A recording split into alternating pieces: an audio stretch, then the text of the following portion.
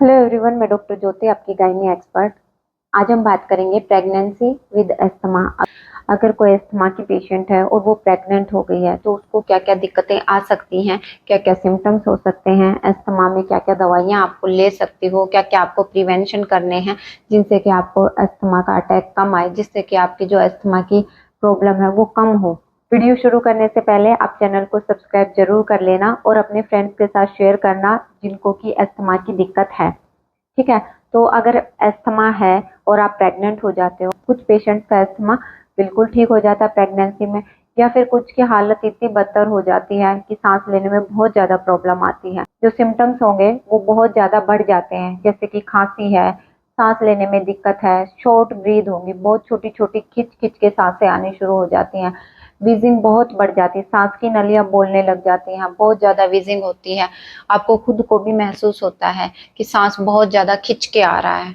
तो ऐसे टाइम पर आपको प्रिवेंशन करना है। जो भी अस्थमा के ट्रिगर्स हैं जिनसे कि अस्थमा बढ़ता है, जैसे धूल है, धुआं है, डस्ट है, इन सब चीज़ों से आपको बच के रहना। अगर घर में अगरबत्ती या फिर धूप है या फिर चूल्हे पे आपको काम करना पड़ रहा है, वो सारे ट्रिगर्स आपको बंद कर देने हैं। आप कुछ दिन जो खाना है वो गैस पर पका सकती हो। स्पेशली गांव में धुएं से बहुत ज्यादा ट्रिगर होता है अस्थमा, सांस लेने में बहुत ज्यादा दिक्कत होती है। तो उस टाइम पर आप मास्क लगा सकते हो अगर अवॉइड नहीं कर सकते तो। ठीक है, एलर्जेटिक जितनी भी चीजें हैं उनसे आपको दूर रहना होगा, जिससे कि अस्थमा जो है वो ट्रिगर ना हो, वो बढ़े ना।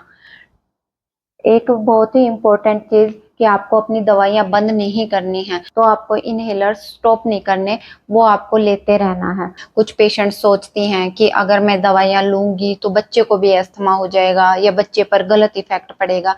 जो आपकी डॉक्टर ने या आपके फिजिशियन ने जो आपकी दवाइयां दे रखी हैं, स्पेशली इनहेलर्स, जो कि आपको क्विक रिलीफ का काम करते हैं, आप अस्थमा के अटैक में उससे बेबी पर कोई इफेक्ट नहीं आएगा, आपको सांस लेने में बल्कि बहुत इजी हो जाता है।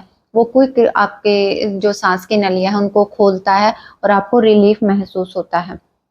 जब मौसम चेंज होता है तो स्पेशली ध्यान रखना है, क्योंकि उस टाइम पर एलर्जिक रिएक्शंस बहुत ज्यादा होते हैं। और अब जैसे गर्मी, सर्दियों से गर्मियां आ रही हैं और गर्मियों से सर्दियों का जब मौसम चेंज होता है उस टाइम पर जो अस्थमा के बढ़ने के चांसेस बहुत ज्यादा होते हैं। उस टाइम पर आपको स्पेशली ध्यान रखना है अपना खुद का।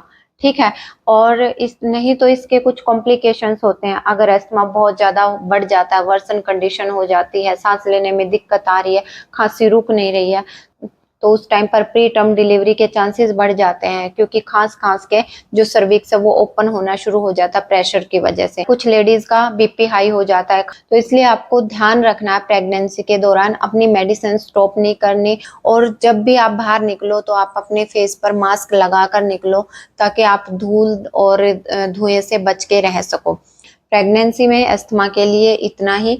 वीडियो अगर अच्छी लगे तो अपने फ्रेंड्स के साथ शेयर करना ना भूलें। Thank you.